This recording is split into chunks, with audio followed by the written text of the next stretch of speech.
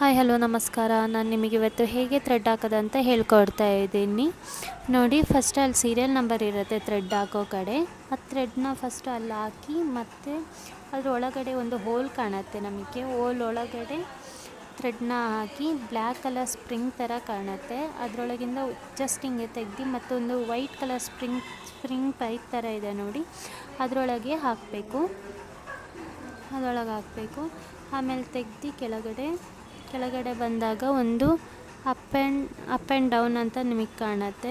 ಅಲ್ಲಿಂದ ಬಂದು ಮತ್ತು ಕೆಳಗಡೆ ಒಂದು ಬ್ಲ್ಯಾಕ್ ಕಲರ್ ಸ್ಪ್ರಿಂಗ್ ಥರ ಇದೆ ನೋಡಿ, ಅಲ್ಲೊಳಗಿಂದ ಬಂದು ಮತ್ತೆ ಸ್ವಲ್ಪ ಈಚೆ ಮಾಡಿ ತೆಗೆದು ಮತ್ತು ಬ್ಲ್ಯಾಕ್ ಕಲರ್ ಸ್ಪ್ರಿಂಗ್ ಥರ ಇದೆ ನೋಡಿ, ಅದರಿಂದ ಜಸ್ಟ್ ಹೀಗೆ ತೆಗಿಬೇಕು ಹೊರಗಡೆ. ಮತ್ತು ಡೈರೆಕ್ಟಾಗಿ ಬಂದು ಬ್ಲ್ಯಾಕ್ ಕಲರ್ ಸ್ಪ್ರಿಂಗ್ ಕಾಣ್ತಿದೆ ನೋಡಿ, ಅಲ್ಲಿಗೆ ಒಂದು ಸುತ್ತನ್ನು ನಾವು ಅದನ್ನು ಸುತ್ತಬೇಕು.